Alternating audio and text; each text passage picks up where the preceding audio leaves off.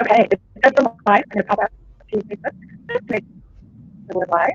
Thank you guys so much for joining us this morning. We're just going to take care of a couple of technical things. We'll stream here to Facebook.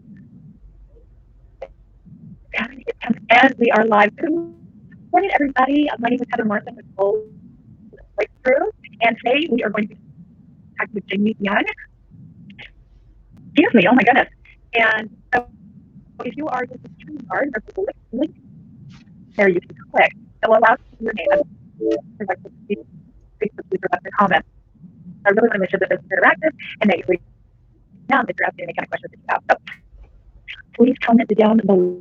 Let us know who you are and where you are watching from. So good morning, Miss Jamie. I want to Hello, so great to see you. Thank you for having me today. Of course. Okay. Let me do a little brief introduction. So Jamie and I met at a Clifton Hopkins group, right? Is that where we met? Yes, yep, that's where we met. It's where we connected. It was like an online, it was like a group summit, group intensive, I think. Mm-hmm. Looking for, I guess, on your bio right now. So I'm just going to have you introduce yourself and a little bit about what you do out in the world, and we'll get started. Yeah. Take it away and let us know who you are and what you're doing. Absolutely. My speakers are a little funky. I'm having a hard time hearing you. So if I look confused, I might have to ask the question again. But I believe you just asked me to introduce myself. So I am Jamie Young.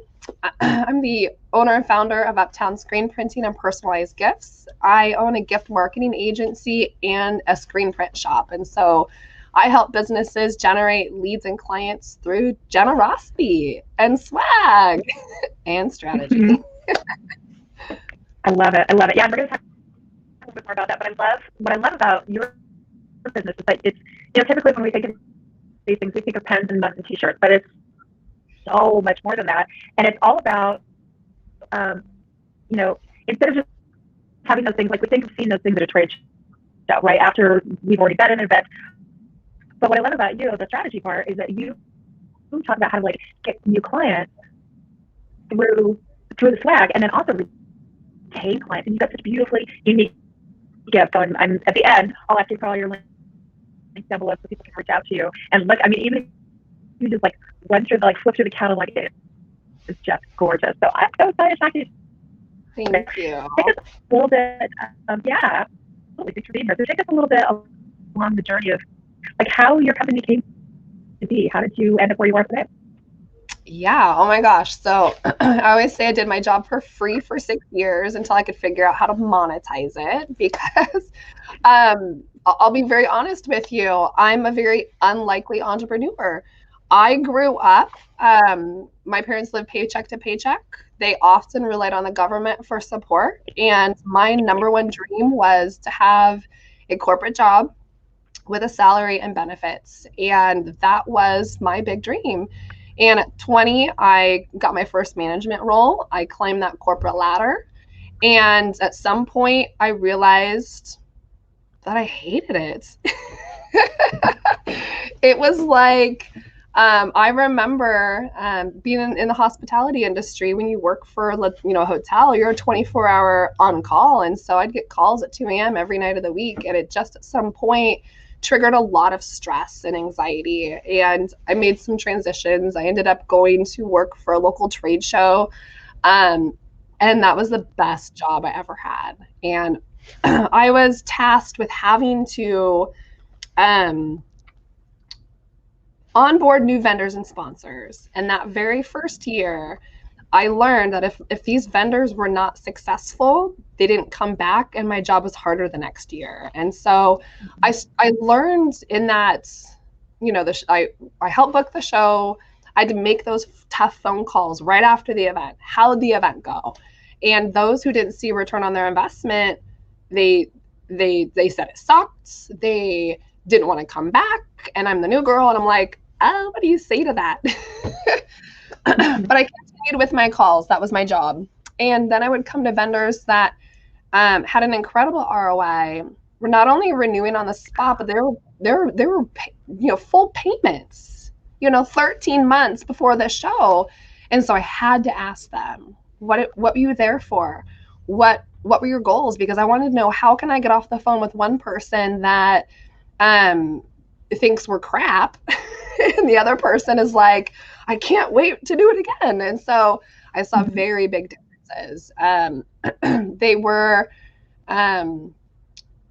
there they were able to measure their success, whether that was collecting emails or building their social media audience or booking appointments, where those who were not successful were just showing up with a beautiful smile and brochures and expected to get business. And unfortunately, no matter how great your smile is and no matter how beautiful your brochures are, you can't measure that at the end of the day.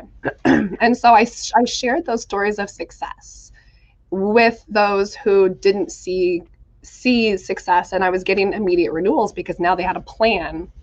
Well, along with that, when you're the most boring vendor at a trade show, you're not selling anything. Your service, like you're a realtor or a mortgage broker or consultant, it's really hard to get people to want to stop and talk to you. And so that's where games get involved, and fun Chotskis. And so I would always tell the vendors, like, hey, I'm your ideal client. Give me something cool. Give me something that I want to keep, that's going to roll around in my purse, and that I'm going to use consistently. That way you're staying top of mind with me. So I was making recommendations constantly. 6 years in, another long story we'll save for another time, but I was approached with the opportunity to become a promotional products distributor, which means that I could sell those products and earn an income from it. So I kept my full-time job. I networked on nights and weekends to build my promo business. And at the 1 year mark, I had to go to my boss and quit my job because I had given myself permission to do that once I had replaced that income. Once I could match that income, then I could do it full time. And it took literally 1 year. At the 10-year mark, I had to cut back 2 days a week. But at the 12-month mark, it was like, no more. So that was the... That was how you think. Say that one more time. I'm sorry. That's your process. Sorry, how you think the beat. What were some of the challenges that you had to overcome that? Because as an entrepreneur, we all have, right? Yeah. I think I removed a lot of the fear because I didn't dive in 100%. Because I had it as a side hustle that I grew. There was less of that salesy. There was less of the pressure. Pressure was gone because I had a full-time job. But it allowed me to really serve my clients and be strategic and enjoy the process because, it wasn't like make or break. I got 2 weeks or I'm done. I have to go find another job. That happened during COVID. I had the 6-week countdown to shutting my doors, and it was scary, and I saved it. What do you think was instrumental in you saving it? Because I remember that we were like, I don't know how to do this. Yeah. And then the last 6 months of the year were the most profitable months I've ever had in 3 years of business. I was with my accountant a couple days ago, and this year was my highest grossing revenue year to date.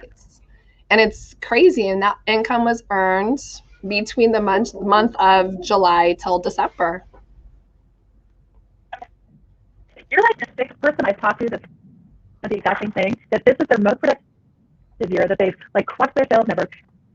And I'd love to hear, it's interesting to see what they write about this particular time in business magazines, right? About why that is. And my theory is that it's just because we've all kind of been able to refocus and regroup and, pull it in.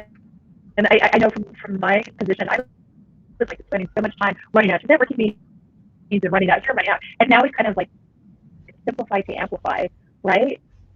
I don't know. That's just my theory. I have no idea what it's about. Even with myself, I feel like businesses are If you're complacent in what you're doing and you're not successful, this was the year where people were trying something new. They were very strategic, they were paying attention, and they knew they had to do something different to stay relevant and not dissolve. And so I think that's why, especially in the marketing arena, I've seen a lot of marketing companies become very successful because people are finally listening to new ways to grow their business, new opportunities. It's no longer just this or this, like the mainstream avenues for marketing. Their businesses are getting more creative. Mm-hmm. That's my that's a really good that's a really good point, Jamie, because I've also seen that too in terms of marketing, in terms of it used to be all about the funnels and the click funnels, and and now it's more about like the conversation, like reaching out, having those conversations, which is something you do so beautifully. And I just want to interject this really quickly. When you and I were discussing something, and I worked on the other side, so I worked in marketing for a number of years, and I was the event coordinator. So I was the one that would call someone like you and say, I need 4,600 pens or whatever. Tweed balls, stretch balls were really big back then, right? And so I know what it's like to be on the other side of that. And most of the time, it was just people calling you and saying, I need pens, or I need, that was the interaction. But with you actually, we set up a call and you asked me, like, who's your client? What is it you're looking to do with them? How are you interacting with them? And that was such, in all the years that I worked with events, I never had anyone do that with me before. It was all about, okay, here's the catalog. Let me know which pen you want. Let me know which tchotchke you want, which is zipper or whatever computer dongle it was. And that was it. There was no strategy. So I love that you built that right into the day, but like swag and strategy, because there truly is a strategy behind it all. Well, I was, when I got in the business, I couldn't just be another promotional products distributor because the internet was flooded with ginormous companies that specialized in it. They were online based. They were spending $50,000-$60,000 a month to have these incredible websites, and I could not compete against them. But what I could do differently was that strategy piece.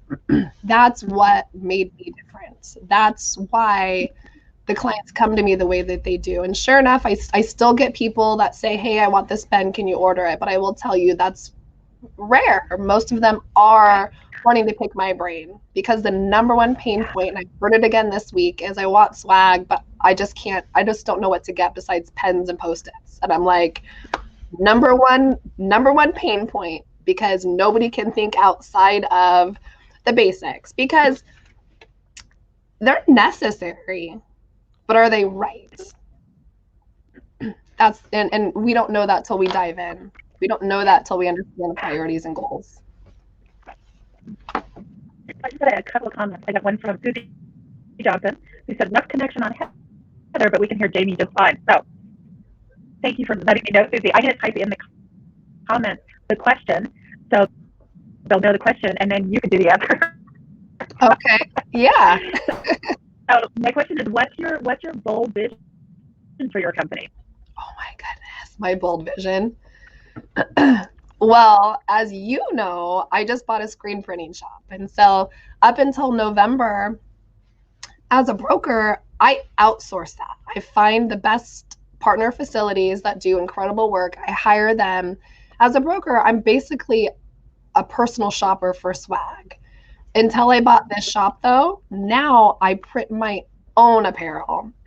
So my vision now, it is very different, because growing a hometown business is super different than growing an online business. So it's a little bit different when I get the walk-ins. So my goals and my vision, honestly, are to grow this screen print shop, because I do have young children that do like to come in and they like to print.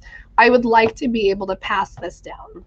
Our community here doesn't have a screen printer, so it's great to be able to provide this local service so they don't have to drive 30 minutes into town and 30 minutes back, an hour round trip, just to get screen printed products.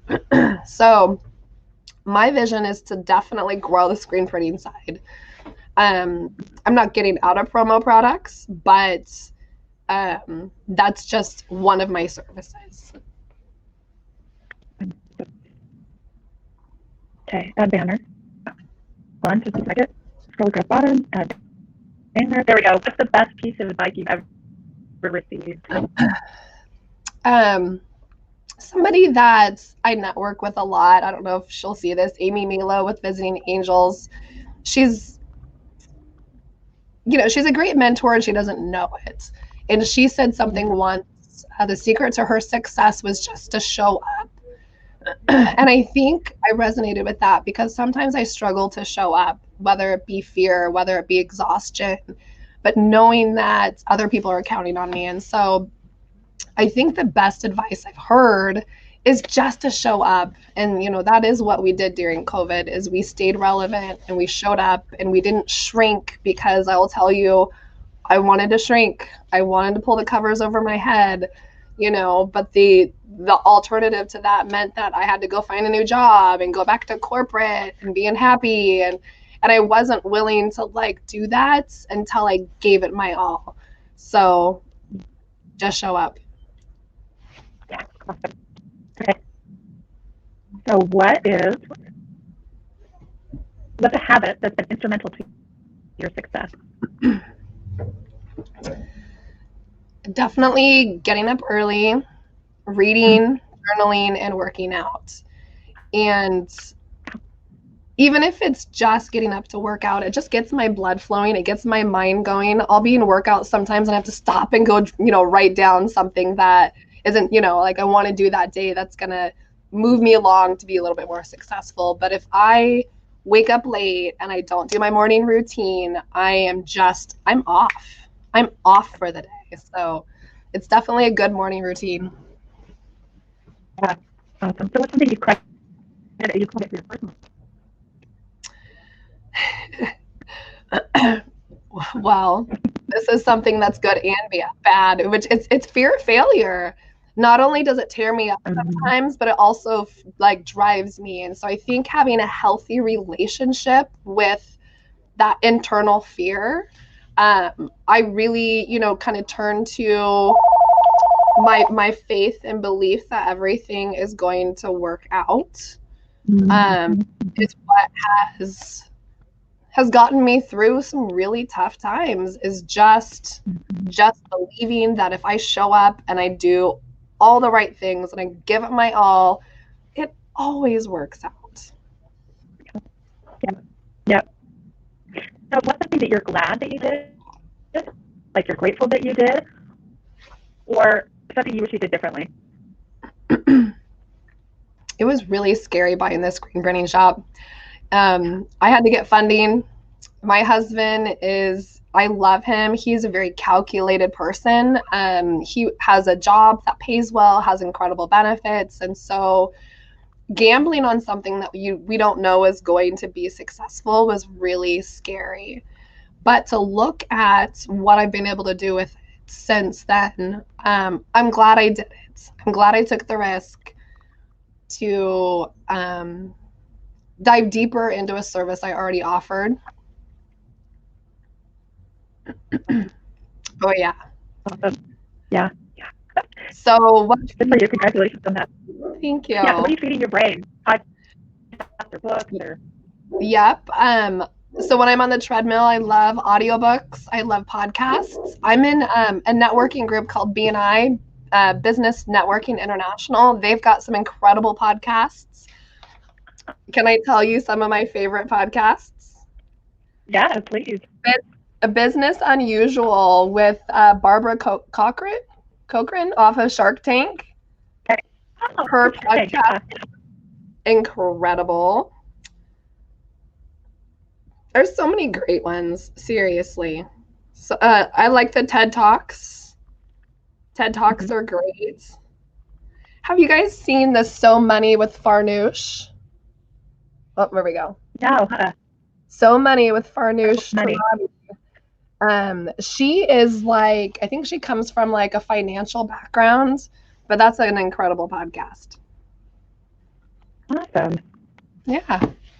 Perfect. I'm going to write this down because I love this too. I love podcasts, especially in the car because I drive all the time. And I live out in the middle of nowhere. So it's, I've got a lot of free time on my hands. I love that. And I think it's super important to be feeding our minds all the time with stuff. I think the best business book I ever read was Good to Great by Jim Collins. I've read that thing like 3 times. Yeah, it's great if you are in an organization when it's more than just yourself. So the minute you're managing someone else, Good to Great by Jim Collins is an incredible book. They actually did studies and surveys on the best leaders in the industry to show how different they were. And how they were so successful. And it's usually that really quiet manager that you think is really timid, but really they know how to honor their staff, and they're incredible leaders. They're not bullies. They're not like, Yeah, I think that model is kind of going away. You come to work, this is what you do what I tell you, I want your input, just do your grind, go home. And I think that model's really changing in terms of people, buying into the fact that they have, especially in a very diverse work culture, that's, those are your biggest assets for the people that work for you. So I love that. I'm definitely going to check that book out. It's great. Yeah. Because that's like the 3rd time I've heard about that book. Yeah, awesome. Okay. And I know that you're dealing with a little bit of a sore throat, so we are going to wrap this up super quick. So do you have anything you'd like to share with our audience, or well, I do have a free I do have a free gift. Do you want me to put it in comments here, or where should I put it? I'll play on the Facebook. On the Facebook. Okay. Right after we get done, I'll put it in comments, but it's actually 2 free gifts. One is literally just a link to the top 100 gifts of the last 12 months. So it's great because you can kind of dig through. It's like a flip book. So you can kind of dig through this flip book to see some incredible gifts, just to kind of jog your brain with ideas that relate to your industry, relate to your ideal client. And then secondly, there is a strategy roadmap. So if you are curious about what gift marketing looks like for your business, it will help you kind of identify your priorities, looking at strategies, and then your follow-up process. And then you go figure out what product. You don't want to start with product first. You want to start with strategy and priorities first. Yeah, exactly. Which is, again, I love your approach of, sitting down with the client and talking to them about, like, why are you ordering this pen, or why are you ordering this journal, or what's your end game here, and starting there and working backwards, as opposed to just, well, I'll get him a pen. Because especially now with so many people doing online stuff, there's such, you really need to be able to stand out in the marketplace with your branding, and, so this swag really goes along with that. You really need to be able to stand out instead of just giving somebody one more pen, not that there's any different pen, instead of, you really need to be able to just a unique identifier for your business. So I love you do that so well. So what I would love for you to do is, I would love for you, after this is closed, along with that free gift, I'd love for you to put down your links to where people can check in with you and reach out to you, because you are so amazing. And like I said, I've worked with a lot of vendors over there, and you are by far my favorite in terms of not only what you offer, but your strategy, and also your customer service is amazing. So you guys really reach out to Jamie. I would, even if you don't, have any current plans, now is the time to steal that relationship, to get a relationship started, so that when you do have needs, you know who to go to, and you've already built up that relationship. So, Ms. Jamie, do you have anything you'd like to leave with our audience in terms of last little tidbits of information? I want to leave you with 2 quotes, and I have them on my wall. Don't judge each day by your harvest, but by the seeds that you plant. I don't know if you caught any of that with my throat. And play big. Live your life siding with your dreams, because playing small is living your life siding with your fears. So that's what I'm going to leave you guys with. And just show up. I love quotes. Yeah, and I think that was your first one, just to show up. I think that's half the battle right there. So, Miss Jamie, you go have some tea with lots of lemon and lots of honey. You can put all your information down below so how people can connect with you. I really appreciate you guys having the patience through my technical difficulties with Jamie's poor little voice. So thank you guys again for joining us. We'll see you next week for next installment of Bold Breakthroughs. And Ms. Jamie, Thank you so much for loving everything. Have fun and enjoy that new thriving business of yours in your new space. Thanks, Tara. I appreciate you so much. Yeah, absolutely. Talk to you later, guys. Bye.